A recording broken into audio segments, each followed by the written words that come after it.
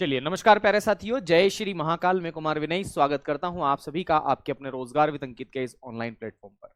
उम्मीद करता हूं आप सभी प्यारे साथी स्वस्थ हैं, मस्त हैं, व्यस्त हैं और बहुत ही बेहतरीन तरीके से अपनी तैयारी में लगे होंगे। साथियों, मैं आपको बताना चाहता हूं कि जो आपके प्रीवियस ईयर क्वेश्चंस है, मैंने आपसे कहा था कि मैं लेकर के आऊंगा, बिल्कुल लेकर के आऊंगा, लेकिन पहले दो चार टॉपिक हमें कंप्लीट हो जाने दीजिए। क्योंकि मुद्रा के अगर मैं कोई प्रीवियस ईयर क्वेश्चंस लेकर के आऊंगा तो मुश्किल से आपको एक क्वेश्चंस देखने को मिलेगा या दो क्वेश्चंस देखने को मिलेगा। वहीं पर अगर मैं अर्थव्यवस्था के प्रकार लेकर के आऊंगा तो एक दो क्वेश्चन वो भी आपको देखने को मिल सकते हैं। तो मुद्रास्फीति वाला चैप्टर मुद्रा से लिंक है, इसलिए इस चैप्टर को पूरा होने दीजिए। मुद्रास्फीति, विमुद्रीकरण, अवमूल्यन, उसके बाद में फिर हम एक क्वेश्चन सीरीज लेकर के आ जाएंगे जो लगभग आधे घंटे तक की क्लास होगी और उसमें हम सारे क्वेश्चंस को डील करने की कोशिश करेंगे, है ना। तो परेशान मत होइए। आपके कल भी काफी कमेंट्स थे कि सर क्वेश्चंस जो है आप नहीं लेकर के आए, तो क्वेश्चंस बिल्कुल लेकर के आऊंगा मैं, आप निश्चिंत रहिएगा। आज की इस कक्षा की हम शुरुआत करते हैं। कल मैंने मुद्रा की जो क्लास है उसमें बहुत सारी बातें आपको बता दी थी, उससे आगे आज मुझे डिस्कस करना है। आपने अलग अलग नोटों को देखा होगा, उन नोटों के बारे में दरअसल हमें डिस्कस करना है, ठीक है। तो जल्दी से एक बार क्लास के साथ जुड़ जाएं, ठीक है। तो हम नोटों के बारे में अब डिस्कशन करेंगे कि कौन से नोट का कलर क्या है, उसकी आकृति क्या है।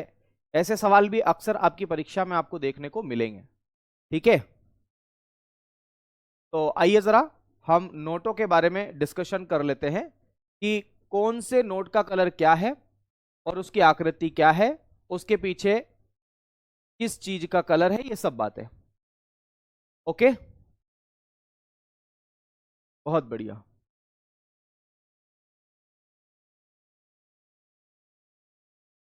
करें शुरू, करें फिर आज की कक्षा की शुरू।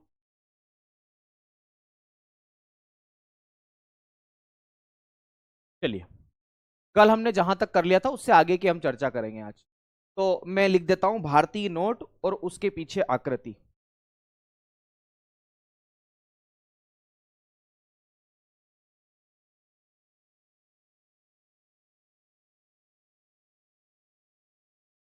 भारतीय नोट, उसका आकार,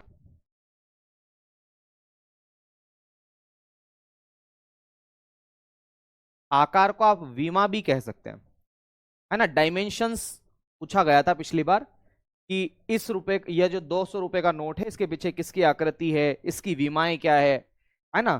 तो भारतीय नोट, उसका आकार, रंग, ठीक है। तो इनके बारे में हम लोग थोड़ा सा डिस्कशन कर देते हैं। रंग का मतलब क्या होता है? कलर। तो Indian paper currency, dimensions, colour, इनको हमें देखना है मुख्य रूप से। तो मेरे ख्याल से एक टेबल बना लेंगे तो ज्यादा सही रहेगा, है ना। उसी टेबल में हम इन सभी चीजों को एड ऑन कर देंगे। तो ये टेबल में क्या क्या रूपरेखा होनी चाहिए? सबसे पहले तो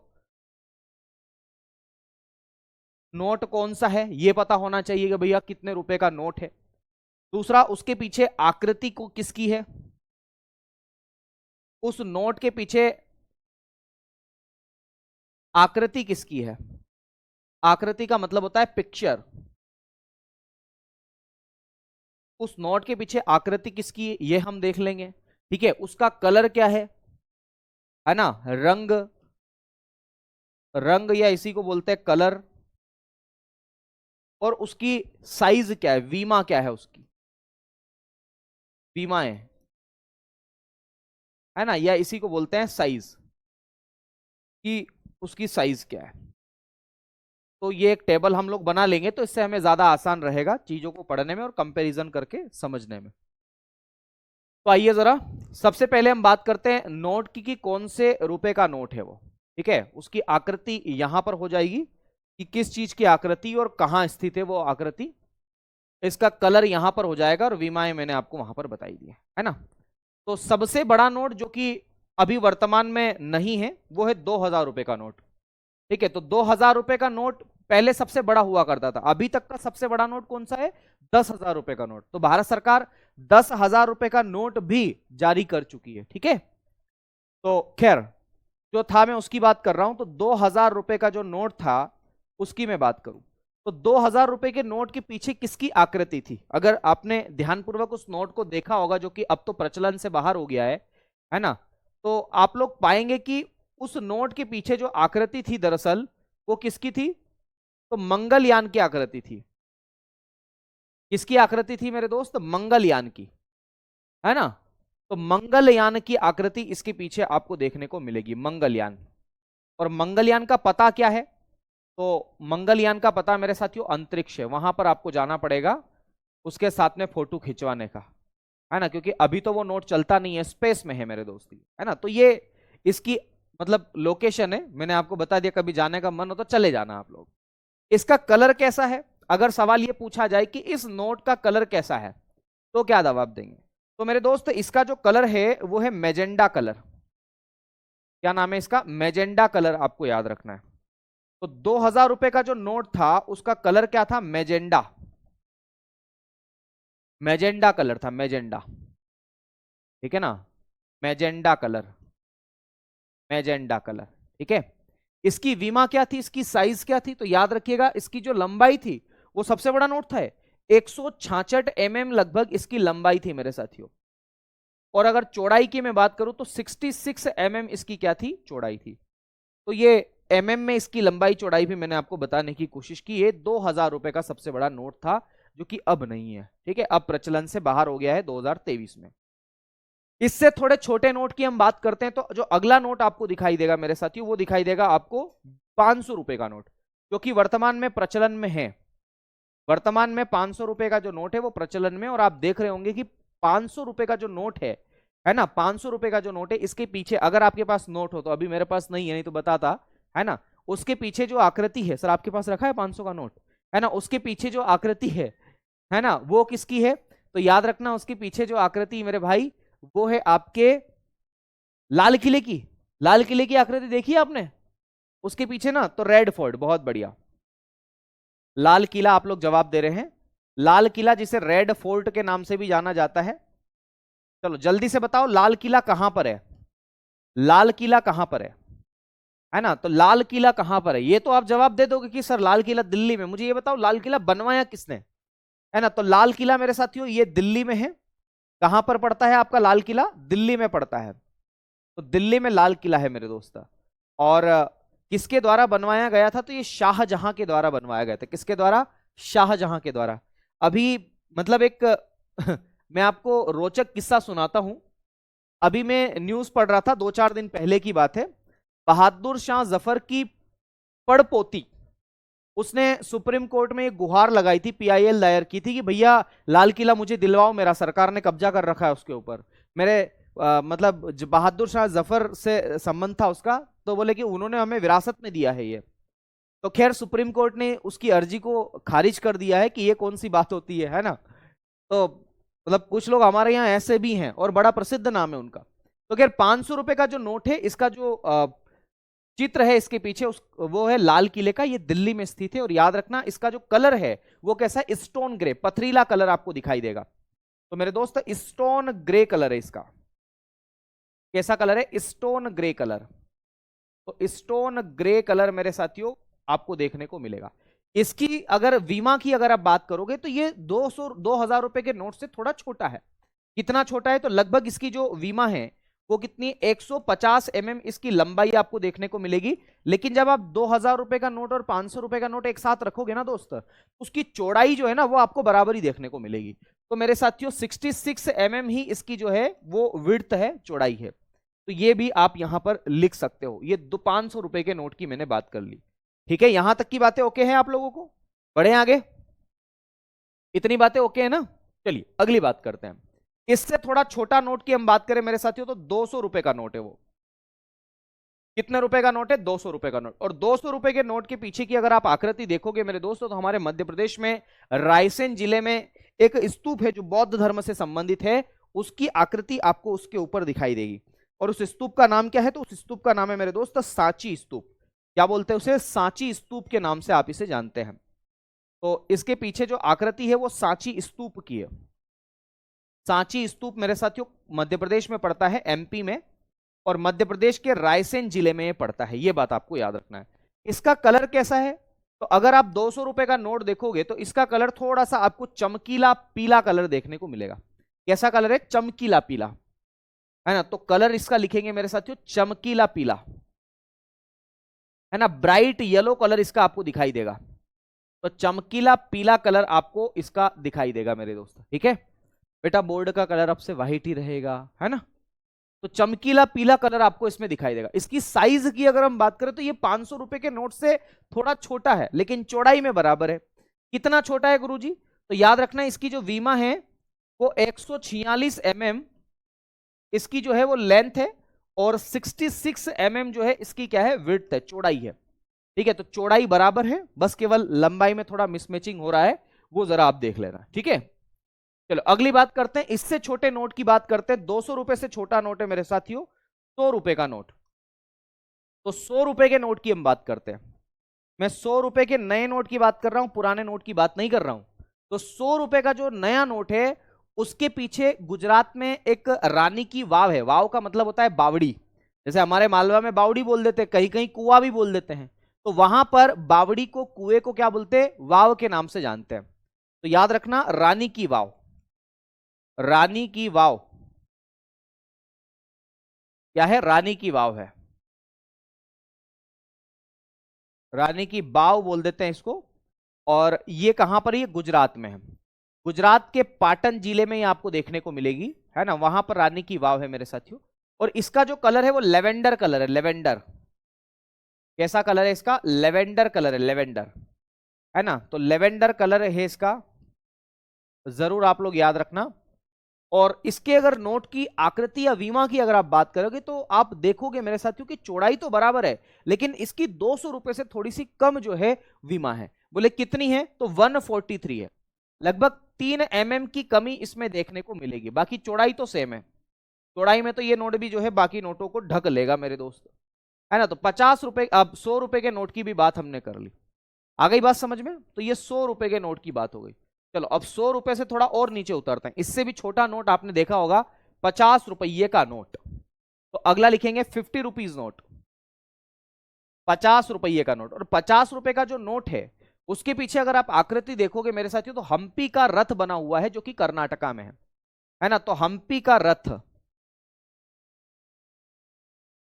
हम्पी का रथ, हम्पी का रथ, हम्पी के रथ की आकृति इसके पीछे आपको देखने को मिलेगी। और ये कहां पर है? कर्नाटका में है, ठीक है। हम्पी का जो रथ है वो कहां पर आपको देखने को मिलेगा? कर्नाटका में देखने को मिलेगा। और इसका जो कलर है वो फ्लोरेसेंट ब्लू कलर है। क्या कलर है इसका? Fluorescent blue colour. तो याद रखना है इसके कलर का नाम है fluorescent blue, fluorescent blue colour आपको इसका देखने को मिलेगा मेरे भाई। और इसकी जो वीमा है ये और छोटा नोट है, इसकी चौड़ाई मेरे साथियों बराबर है, लेकिन ये थोड़ा छोटा हो गया है। कितना छोटा हो गया है? तो याद रखना ये कितना छोटा नोट हो गया है। तो मेरे दोस्त इसका जो साइज है वो कितना हो गया है? तो 135 mm इसकी साइज हो गई है। कितनी हो गई है? 135 mm। तो 135 mm इसकी लेंथ है। और इसकी अगर विड्थ की हम बात करें तो 66 mm जो है वो इसकी विड्थ आपको देखने को मिलेगी। ओके, आ गई बात समझ में? और 50 रुपये से भी छोटा नोट कौन सा है अब? तो याद रखना इसके अलावा 20 रुपए का नोट आपको देखने को मिलेगा, 20 रुपीज का नोट। और इसके ऊपर जो आकृति है वो एलोरा की गुफा की आकृति है। अजंता एलोरा की गुफा महाराष्ट्र में है। कहां पर पड़ती है? महाराष्ट्र में। तो एलोरा गुफा, बहुत बढ़िया, एलोरा गुफा। और ये कहां पर है मेरे दोस्त? महाराष्ट्र में है। ये महाराष्ट्र में आपको देखने को मिलेगी। और इसका जो कलर है वो कैसा है? तो याद रखिएगा नारंगी लाल कलर आपको इसका देखने को मिलेगा। कैसा देखने को मिलेगा? नारंगी लाल कलर, नारंगी लाल कलर। परंतु आपको यहां पर एक चीज देखने को और मिलेगी कि ये जो नोट है ना, ये 20 रुपए का नोट, ये मेरे साथियों अब चौड़ाई में भी थोड़ा छोटा हो गया है। लंबाई में तो छोटा होगा ही होगा, 129 mm इसकी लेंथ है। और इसकी जो चौड़ाई है वो भी 3 mm कम हो गई, 63 mm की ही इसकी चौड़ाई आपको देखने को मिलेगी। आ गई बात समझ में? तो ये भी आप लोग इसको ध्यानपूर्वक अगर देखें तो कुछ इस तरीके से आपको दिखाई देगा। चलो अब अंतिम रूप से अगर हम देखें तो 10 रुपए का नोट आपको इससे भी छोटा देखने को मिलेगा। उसके बारे में पढ़ लेते हैं और फिर जो है आगे बढ़ते हैं। तो 10 रुपए का नोट मेरे साथियों, 10 रुपए का नोट के पीछे कोणार्क का सूर्य मंदिर है जो कि उड़ीसा में है। कोणार्क सूर्य मंदिर, कोणार्क का सूर्य मंदिर है। ये कहां पर देखने को मिलेगा मेरे साथियों? उड़ीसा में देखने को मिलेगा। उड़ीसा में आपको देखने को मिलेगा, है ना, कोणार्क का सूर्य मंदिर। और इसका जो कलर है वो कैसा है ना, तो याद रखना चॉकलेटी ब्राउन है। कैसा कलर है मेरे साथियों? चॉकलेटी ब्राउन, चॉकलेटी ब्राउन, चॉकलेटी ब्राउन कलर है ये। और इसकी जो विमा है वो कितनी है? तो ये 20 रुपए के नोट से थोड़ा सा छोटा है, लेकिन लंबाई में आपको पर्याप्त उतना ही देखने को मिलेगा। तो 123 mm इसकी लेंथ है और 63 mm जो है वो इसकी क्या है? चौड़ाई है। ये बात भी आपको याद रखना है। ये नोटों के बारे में सवाल अगर आए तो आप लोग ऐसे डील कर सकते हैं। ओके, अगर सवाल आए तो आप लोग इस तरीके से डील कर सकते हो। आ गई बात समझ में? कोई दिक्कत वाली बात तो नहीं है ना? ऐसे तो नहीं होनी चाहिए। हर एक बात मैंने यहां पर आपको करवा दी है, कोई समस्या वाली बात ही नहीं है यहां पर। ओके, बढ़े आगे। सवाल बन सकते हैं यहां से, ठीक है, सवाल बन सकते हैं और आपको इन सब का इंतजार नहीं करना है। सवाल बन जाए तो तुरंत आपको जो है वो सवाल कर लेना है, ठीक है। चलिए, कल मैंने बार्टर सिस्टम पढ़ा दिया था ना, उसके आगे की चीजें है ये, ठीक है, आप परेशान मत होइए, उससे आगे की चीजें ये। बढ़े आगे, बढ़े बढ़े आगे। चलिए, अब हम अगली बात करते हैं। 1 रुपये के नोट की हम बात कर लेते हैं। 1 रुपये का नोट आपने देखा है?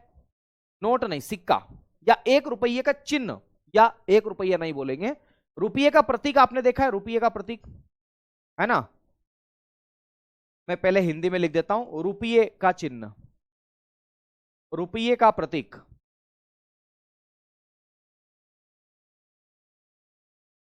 रुपये का प्रतीक या इसका डिजाइन, जो भी आप कहें, है ना। तो आप देखेंगे मेरे साथियों, ये इसका चिन्ह है। ये पहले तो हिंदी का र है, याद रखना, ये ऐसा, और ये कुछ ऐसा, बीच में से इन्होंने ऐसा कर दिया। हालांकि सही रूप में अगर देखा जाए तो ये थोड़ा और ऊपर से है, ये ऐसा और ये ऐसा, है ना। ये है रुपये का चिन्ह। आ गई बात समझ में? ये है रुपये का चिन्ह। तो इस चिन्ह को किसने डिजाइन किया और भारत सरकार ने इसको कब अपनाया और ये कैसे मिल करके बना है, तो आओ जरा इसके बारे में हम बातचीत करते हैं। ये जो रुपये का चिन्ह है मेरे भाई, ये दरअसल दो भाषा, दो लिपि से मिलकर के बना है। देखो, इसमें हिंदी का आर है, सबसे पहली बात तो ये आपको याद रखना है। ये हिंदी भाषा का र लिखा हुआ है, सॉरी आर नहीं। और रोमन भाषा, रोमन लिपि की भाषा, अंग्रेजी भाषा का आर जो है उससे मिलकर के बना है, ठीक है। मैं क्या कह रहा हूं फिर से समझना इस बात को, बहुत ही पेचीदगी भरी बात मैं कह रहा हूं, जरा इसको ध्यानपूर्वक समझना आप। मैंने क्या कहा? मैंने ये कहा मेरे भाई कि ये जो आपको नया लोगो दिखाई दे रहा है, इस लोगो के बारे में मैंने बताया कि ये लोगो दरअसल दो भाषाओं से मिलकर के बना है ना। तो ये जो र आपको देखने को मिलेगा, र रस्सी का देखने को मिलेगा, दरअसल ये हिंदी भाषा का र है, हिंदी भाषा का मेरे साथियों ये र है। और हिंदी भाषा की कौन सी लिपि है? तो देवनागरी लिपि है। क्या बोलेंगे? देवनागरी लिपि। देवनागरी लिपि जरूर याद रखना है, पूछा जा सकता है कि कौन सी लिपि को का प्रयोग जो है इसमें किया गया। तो देवनागरी लिपि के र का प्रयोग किया गया, र रस्सी का। और वहीं पर मेरे साथियों ये जो आपको देखने को मिलेगा आर, ये रोमन लिपि और अंग्रेजी भाषा का है ये। तो इसमें लिखेंगे अंग्रेजी भाषा का आर है, और अंग्रेजी भाषा की लिपि कौन सी है अगर आपको नहीं पता है तो लिख लीजिएगा, अंग्रेजी भाषा है ये। और इसकी लिपि की अगर हम बात करें तो ये रोमन लिपि में है। इसमें है रोमन लिपि। तो इन दोनों भाषाओं को जोड़ करके नया चिन्ह बनाया गया है जिसका नाम है ये। और ये डिजाइन किसने दिया? अगर आपसे ये पूछा जाए कि इसका डिजाइन किसने बनाया, है ना, भारतीय रुपये का जो डिजाइन है वो किसने बनाया, तो इसका डिजाइन बनाया मेरे साथियों उदय कुमार ने। ये आईआईटी बॉम्बे के छात्र हैं, पहले रह चुके हैं। उदय कुमार मेरे साथियों ये आईआईटी बॉम्बे के छात्र रह चुके हैं। कहां के छात्र है ये रहने वाले तमिलनाडु के हैं। और ये कहां के छात्र रह चुके हैं? तो आईआईटी बॉम्बे के छात्र है ये, है ना। तो लिखेंगे आईआईटी बॉम्बे के छात्र, आईआईटी बॉम्बे के छात्र है। बहुत बढ़िया। आईआईटी बॉम्बे के ये छात्र हैं मेरे दोस्त, और इन्होंने ये डिजाइन बनाया है। ठीक है, ये सवाल कई बार परीक्षा में आया भी है, तो ये भूलना नहीं है, उदय कुमार जी के द्वारा। ठीक है, आ गई बात समझ में। फिर सवाल ये बन सकता है कि ये जो चिन्ह है ये भारत सरकार ने कब अपनाया। तो रुपये का प्रतीक जो है वो भारत सरकार, गवर्नमेंट ऑफ इंडिया के द्वारा कब अपनाया गया। तो मेरे साथियों, रुपये के प्रतीक को भारत सरकार ने, गवर्नमेंट ऑफ इंडिया ने कब अपनाया। तो भारत सरकार ने इस चिन्ह को कब अपनाया मेरे दोस्त। अगर ऐसा सवाल आपसे पूछा जाए तो याद रखिएगा, भूलिएगा मत, इसको गवर्नमेंट ऑफ इंडिया ने कब अपनाया। तो 15 जुलाई 2010 को, 15 जुलाई 2010 को इसको अपनाया, 15 जुलाई 2010 को अपनाया। आ गई बात समझ में। तो 15 जुलाई 2010 को इसको भारत के प्रतीक चिन्ह के रूप में अपनाया गया है, यह बात भी आपको पता होनी चाहिए। ओके, ठीक है, बड़े आगे। इतनी बात समझ में आ गई आप लोगों को, मैंने क्या बताया। ठीक है, चलो अब मुझे एक बात बताना कि ये जो रुपये जो है या नोट जो है, इसके, इस नोट के बात में करूं तो इसके ऊपर जो स्याही होती है ना, जिससे इसके ऊपर प्रिंट होता है, वो कहां पर बनाई जाती है। तो स्याही निर्माण इकाई, इंक मैन्युफैक्चरिंग यूनिट कहां पर है भारत में। तो वर्णिका नाम की एक जगह है मैसूर में, वहां पर पड़ती है। तो अगला नोट बना करके आप लिखे मेरे दोस्त, है ना, नोट बना करके लिखे। और नोट बना करके क्या लिखेंगे, नोट बना करके लिखेंगे स्याही निर्माण इकाई, स्याही निर्माण इकाई। और इसको अंग्रेजी में बोलते हैं मेरे साथियों ink manufacturing unit, ink manufacturing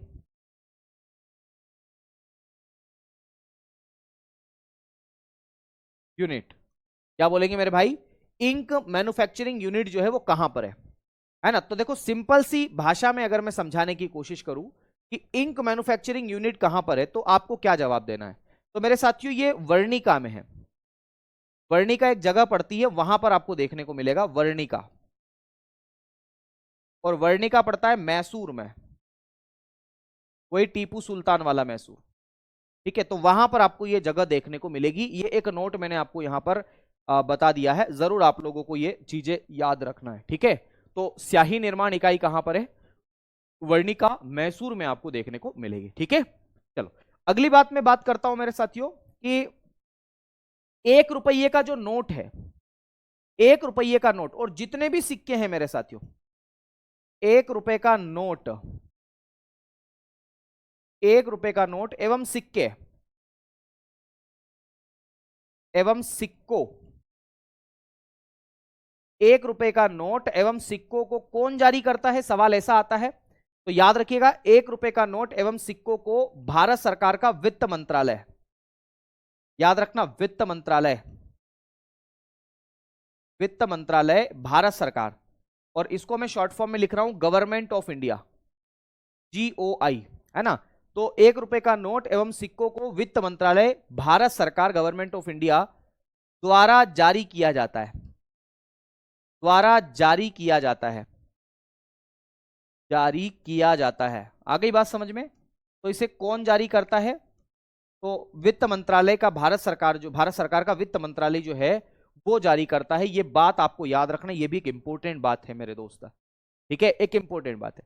फिर आपसे एक और सवाल यहां पर पूछा जा सकता है कि 1 रुपये का जो नोट है उस पर किसके हस्ताक्षर होते हैं। तो याद रखना, 1 रुपये के नोट के ऊपर किसके हस्ताक्षर होते हैं, तो वित्त सचिव के हस्ताक्षर होते हैं, है ना। इसके ऊपर साइन किसके होते हैं, वित्त सचिव।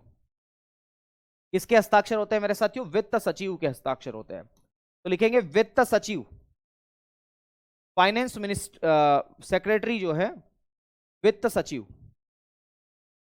वित्त सचिव भारत सरकार, है ना, गवर्नमेंट ऑफ इंडिया के वित्त सचिव के हस्ताक्षर होते हैं 1 रुपये के नोट के ऊपर।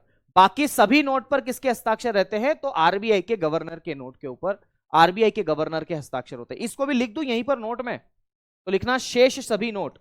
अरे भाई खुल जा सिमसिम। तो यहां पर लिखेंगे शेष सभी नोट, शेष सभी नोट, जितने भी नोट बाकी बचे हुए हैं नोट पर, शेष सभी नोटों पर या नोट पर आरबीआई गवर्नर के हस्ताक्षर होते हैं।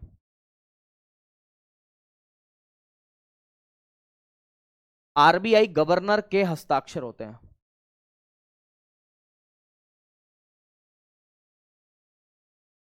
शेष सभी नोटों पर आरबीआई गवर्नर के हस्ताक्षर, है ना, ये बात भी आपको याद रखना, इंपॉर्टेंट बात है और यहां से सवाल बन सकते हैं, इसलिए इसको मैंने लिखवा दिया है। ठीक है, ये पॉइंट मैंने ऐड करवा दिया है।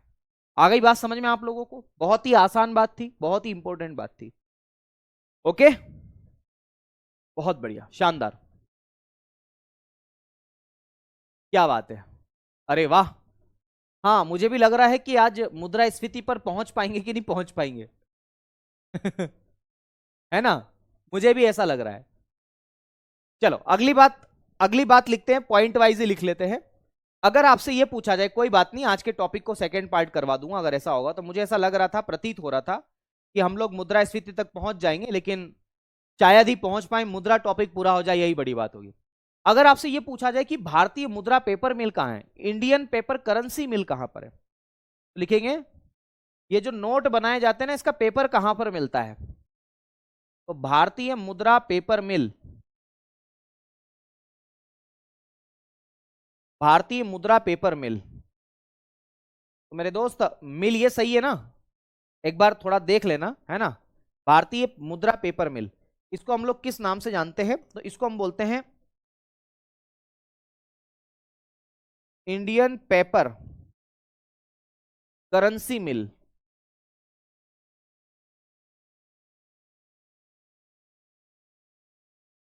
है ना। तो भारतीय मुद्रा पेपर मिल जो है वो कहां पर है, तो भारतीय मुद्रा पेपर मिल आपको कहां पर देखने को मिलेगी मेरे दोस्त, तो याद रखना इंडियन पेपर करेंसी मिल जो है ये मध्य प्रदेश में है। कहां पर है, मध्य प्रदेश में एक जिला है होशंगाबाद। हालांकि आजकल इसका नाम चेंज हो गया, इसको नर्मदापुरम के नाम से जाना जाता है, पर फिर भी याद रखना है होशंगाबाद, और ये पड़ता है एमपी में, मध्य प्रदेश में, है ना। होशंगाबाद जिले में ही पचमढ़ी है, जो हिल स्टेशन है ना वो, तो होशंगाबाद आपको याद रखना, ये अब नर्मदापुरम के नाम से जाना जाता है। किसके नाम से जाना जाता है, नर्मदापुरम के नाम से इसे आप जानते हैं। ओके, आ गई बात समझ में, तो नर्मदापुरम के नाम से भी आप इसे जानते हैं, होशंगाबाद, या मैं लिख देता हूं चलो कोष्टक में नर्मदापुरम, क्योंकि हो सकता है नर्मदापुरम आए, तब आपको लिखा हुआ ज्यादा याद रहेगा ना, बोला हुआ तो आप भूल जाओगे। ठीक है, तो नर्मदापुरम आपको याद रखना है, ये मैंने यहां पर लिख भी दिया, ऐसे तो कोई दिक्कत अब नहीं आएगी आपको, शायद हो सकता है पहले आ रही हो, अब नहीं आएगी। ओके, चलो, बफरिंग हो रही है, नहीं ठीक चल रहा है सब, बहुत बढ़िया, चलिए आगे बात करते हैं।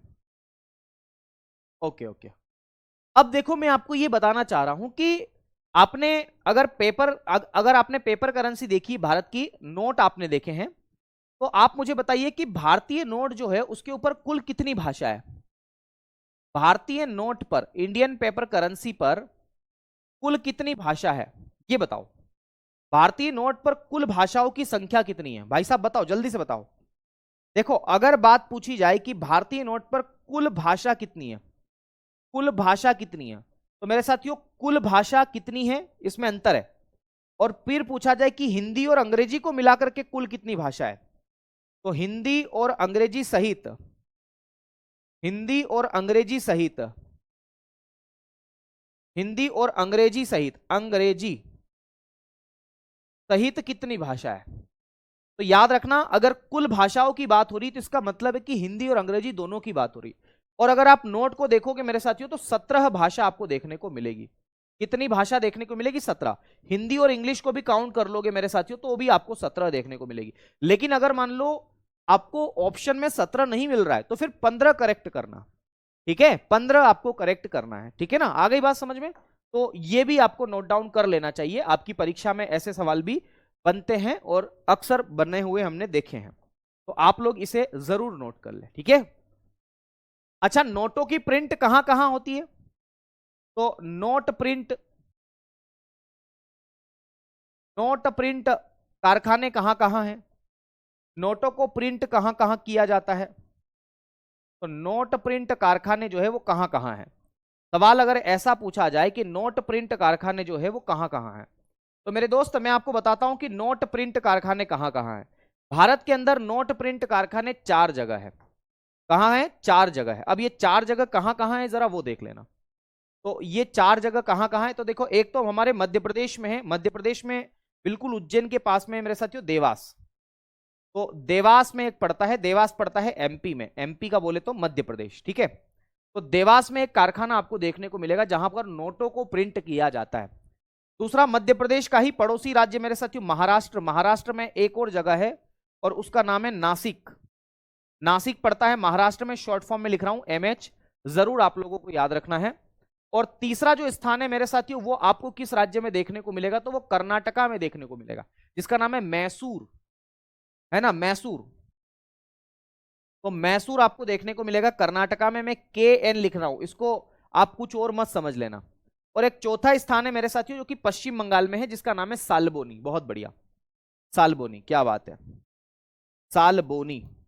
ये सालबोनी कहां पर है? पश्चिम बंगाल। और इसको अंग्रेजी में लिखते हैं डब्ल्यू बी, डब्ल्यू बी का मतलब है वेस्ट बंगाल, है ना। तो ऐसा ही बिल्कुल। तो यहां पर ये 4 स्थान हैं जहां पर क्या होता है मेरे साथियों, तो नोटों को क्या किया जाता है? प्रिंट किया जाता है। तो नोटों को प्रिंट करने का कारखाना कहां पर है मेरे दोस्त? तो यहां पर आपको देखने को मिलेगा। नोटों को प्रिंट करने का कारखाना कहां पर है? तो यहीं पर आपको देखने को मिलेगा, ठीक है। अब बात केवल यहीं खत्म नहीं होती, बात दरअसल ये भी है कि बताओ, नोटों को तो प्रिंट करवा लिया तुमने, तुम ये बताओ मेरे साथियों कि जो आपके सिक्के ढाले जाते हैं वो कहां कहां ढाले जाते हैं? तो सिक्कों को ढाले जाने वाले जो कारखाने होते हैं उन्हें टकसाल के नाम से जानते हैं, है ना। जहां पर सिक्कों की ढलाई होती है उन्हें टकसाल कहते हैं। तो भारत में टकसाल कहां कहां है? टकसाल, इसे मिंट भी बोला जाता है ना। तो कॉइन मिंट, जहां पर सिक्कों को ढाला जाता है उन्हें टकसाल कहते हैं। तो टकसाल का मतलब क्या है? तो टकसाल का सिंपल सा मतलब है मेरे साथियों, जहां सिक्के ढाले जाते हो या सिक्के बनाए जाते हो, है ना। तो सिक्कों को जहां पर बनाया जाता है, सिक्कों को बनाने का स्थान, सिक्कों को बनाए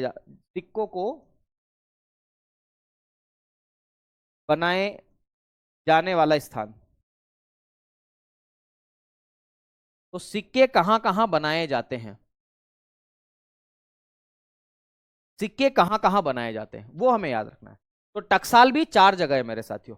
और हर एक टकसाल को हम पता भी कर सकते हैं कि कौन सी टकसाल कहां की है, या कौन सा सिक्का जो है वो कहां पर बनाया गया, ये भी हम पता कर सकते हैं। कैसे पता कर सकते हैं अभी आपको बताता हूं, लेकिन पहले आपको ये याद रखना पड़ेगा ये टकसाल कहां कहां है।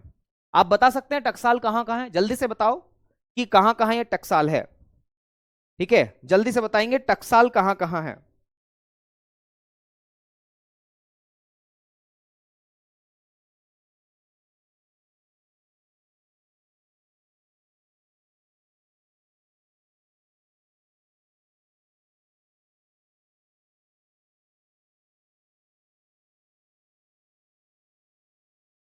बहुत बढ़िया।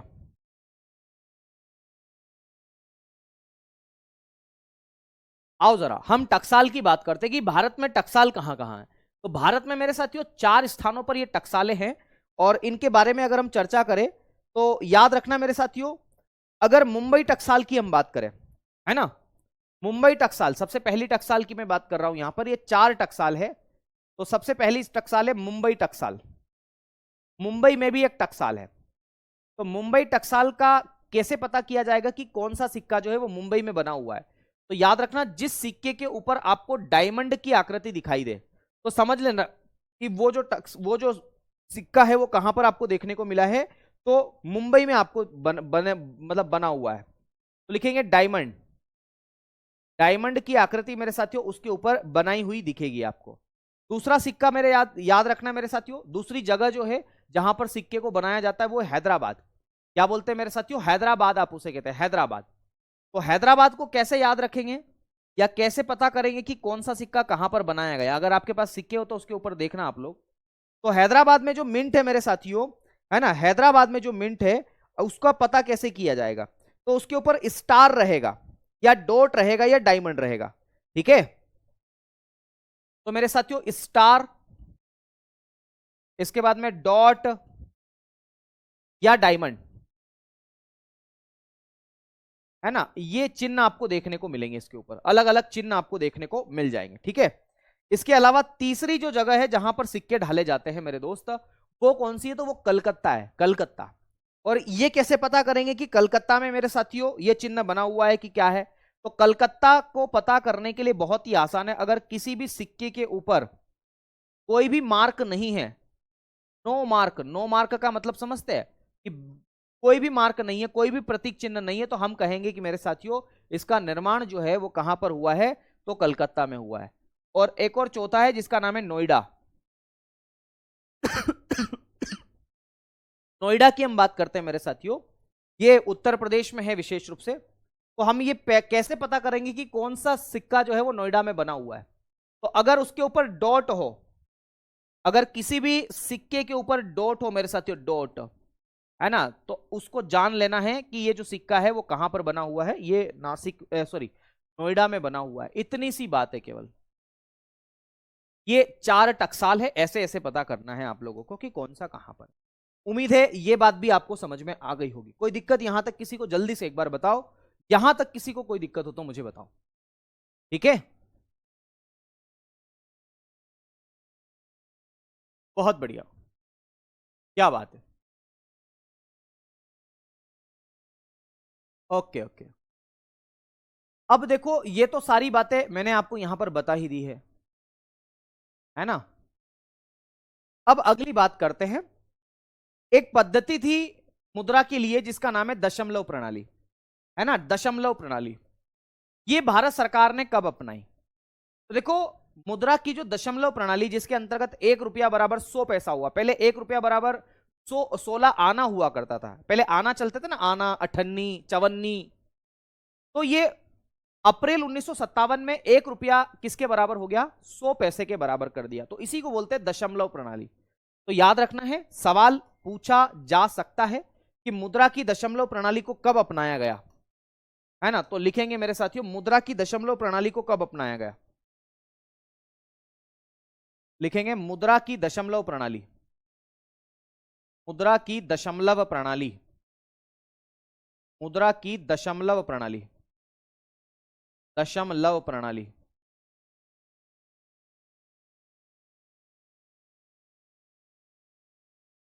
मुद्रा की दशमलव प्रणाली। तो मुद्रा की जो दशमलव प्रणाली है, डिकेडियल सिस्टम आप इसे कहते हैं, है ना। मुद्रा की जो दशमलव प्रणाली, जिसे डिकेडियल सिस्टम के नाम से भी जानते हैं, ये कब अपनाई गई?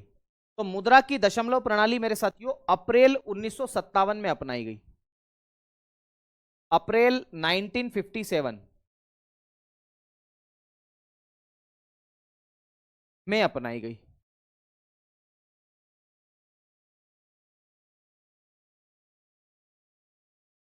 ठीक है, कब अपनाई गई? अप्रैल 1957 में अपनाई गई। क्या है ये मुद्रा की दशमलव प्रणाली? तो ध्यान रखना, उसके पहले मतलब 1 रुपया बराबर 100 पैसा है। ये 1 रुपए का जो मूल्य है वो कितना है? 100 पैसे के बराबर है। ये पद्धति अपनाई गई है दरअसल इसके अंतर्गत। और अगर हम लोग डिस्कशन करें कि इसके पहले सिस्टम क्या था, तो इसके पहले मेरे साथियों 1 रुपया बराबर 16 आना हुआ करता था।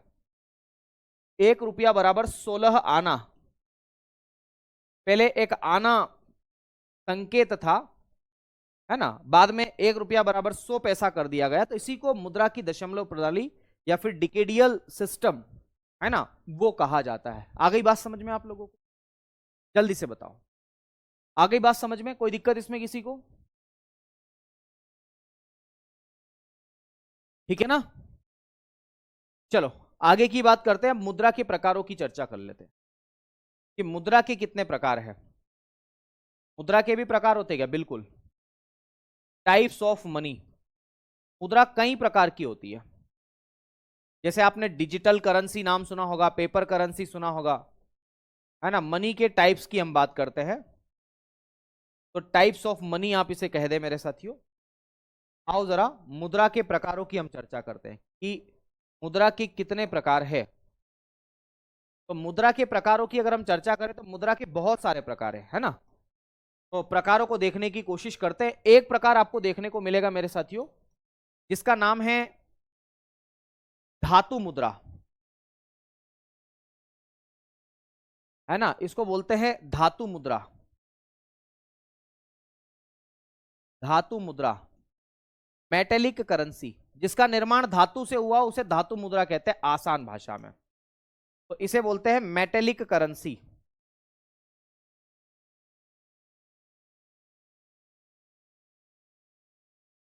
मेटेलिक करेंसी, है ना, धातु मुद्रा के नाम से आप इसे जानते हैं। किसके नाम से जानते हैं इसे? धातु मुद्रा के नाम से। तो सिंपल सी बात है, जितने भी सारे सिक्के हैं वो सभी धातु से ही मिलकर के बने हैं ना। तो इसमें लिखेंगे जिसका निर्माण धातु से हुआ है, which is formed by metals, है ना, जिसका निर्माण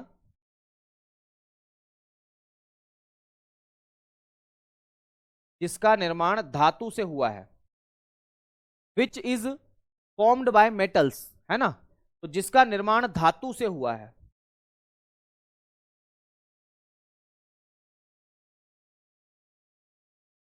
धातु से हुआ हो उसे बोलते हैं धातु मुद्रा। किसे बोलते हैं उसे? धातु मुद्रा। जितने भी सिक्के हैं वो सारे के सारे इसके उदाहरण हैं। तो इसके उदाहरण लिखेंगे सभी सिक्के। जितने भी सिक्के हैं वो सब सिक्के काई से बने? प्लास्टिक से तो नहीं बने हैं। तो मेरे साथियों ऑल कॉइन्स जो है वो सभी के सभी किसी न किसी धातु के बने। बहुत सारे तो दो या दो से ज्यादा धातुओं को मिलाने से बने हैं। तो जितने भी सिक्के हैं वो सब के सब जो है वो इससे मिल करके बने हैं। ये बात आपको याद रखना है। ओके, चलो एक अगला होता है मेरे साथियों जिसे आप लोग जानते हैं कागजी मुद्रा के नाम से। इन्हें वैधानिक मुद्रा भी बोल देते हैं। ऐसे कागजी मुद्रा ही आप लिखे, पेपर करेंसी, कागजी मुद्रा, है ना, पेपर करेंसी आप इसे कहते हैं आसान भाषा में। तो मैं लिख देता हूं पेपर करेंसी। तो देखो आसान भाषा तो ये कहती है कि पेपर करेंसी का निर्माण कागजों से हुआ है।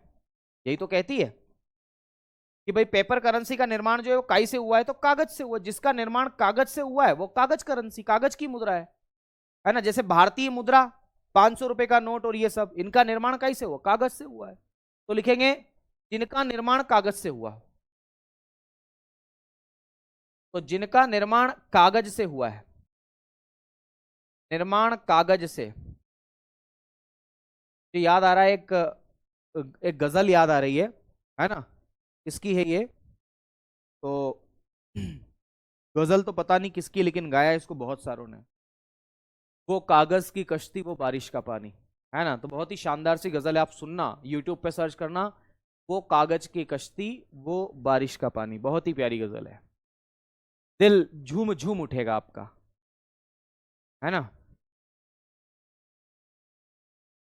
आइए आगे बढ़े। अब देखो अगली बात हम चर्चा करते हैं, कागजी मुद्रा है जिसका निर्माण कागज से हुआ हो। इसका एक एग्जाम्पल लिख लो। हालांकि इसकी कोई वैधानिक वैल्यू भी होती है ना, इसका कोई मूल्य होता है। जैसे कागजी नोट, भारतीय नोट, तो भारतीय कागजी नोट, भारतीय नोट, है ना, जो 200 500 ये जो नोट है ये इसी के बने, ठीक है। तो ये भी आप याद रखना। चलो एक अंतिम याद कर लेते हैं, उसके बाद में बाकी चर्चाएं कल करते हैं। और आज के टॉपिक को मैं चेंज भी करवा दूंगा। मुद्रास्फीति तक हम नहीं पहुंच पाए, मुद्रा ही कंप्लीट हमारा हुआ है ना। तो मुद्रा भी कंप्लीट नहीं हुआ है, अभी टाइप्स इसके बाकी, और इससे आगे बढ़ेंगे तो मुद्रास्फीति आने वाला है। खैर तीसरा लिखेंगे मेरे साथियों, उसे बोलते हैं प्लास्टिक करेंसी या स्मार्ट करेंसी। लिख लो, प्लास्टिक कल लिख देंगे, स्मार्ट करेंसी। प्लास्टिक भी लिख लो, एक ही बात है। प्लास्टिक मुद्रा, और इसी को हम स्मार्ट करेंसी के नाम से भी जानते हैं। स्मार्ट मनी भी बोल देते हैं इसे, है ना। तो स्मार्ट मनी कह दो, प्लास्टिक करेंसी कह दो, जो भी आपको कहना है। और कहना वहना तो ठीक है, मुझे ये बताओ कि ये क्या है। तो जिसका निर्माण प्लास्टिक से हुआ ये बात नहीं लिखवाऊंगा, मैं केवल एग्जांपल लिखवा देता हूं। डेबिट कार्ड और क्रेडिट कार्ड। तो डेबिट कार्ड और क्रेडिट कार्ड, डेबिट कार्ड और क्रेडिट कार्ड, डेबिट कार्ड और क्रेडिट कार्ड, ये इसके बेस्ट एग्जांपल है प्लास्टिक करेंसी के, ठीक है। इनको स्मार्ट मनी के नाम से भी जाना जाता है। आजकल तो देखा ना, वो क्या बोलते हैं, वाईफाई इनेबल्ड आती है, वाईफाई के एरिया में ले जाओ बस, केवल पैसा कट जाएगा आपका। तो ये इतनी सारी बातें मैं आज करवाने में आपको सक्षम रहा, कामयाब रहा। बाकी की चर्चा जो है अब हम कल करेंगे। कल शाम को 6 बजे फिर से आपसे मुलाकात करेंगे किसी नए टॉपिक के साथ। और हाँ, एक काम और करेंगे कि कल मुद्रास्फीति शुरू करने से पहले मैं कुछ क्वेश्चंस लेकर के आ जाता हूं, है ना, ताकि एक मोटा मोटा अंदाज आपको हो जाए कि किस तरीके से सवाल आपके यहां से पूछे हों। आप परेशान मत होइएगा, सारी चीजें मैं वहां पर करवाते चलो, ठीक है। तो फिर आज के लिए इतना ही करते हैं, अब बातें आपसे करेंगे कल। तो दीजिए मुझे इजाजत, तब तक के लिए नमस्कार, शुक्रिया, धन्यवाद, जय महाकाल, राधे राधे। जरूर पढ़िएगा, आगे बढ़िएगा और अपना और अपने माता पिता का नाम रोशन करिएगा। धन्यवाद, शुक्रिया, जय महाकाल।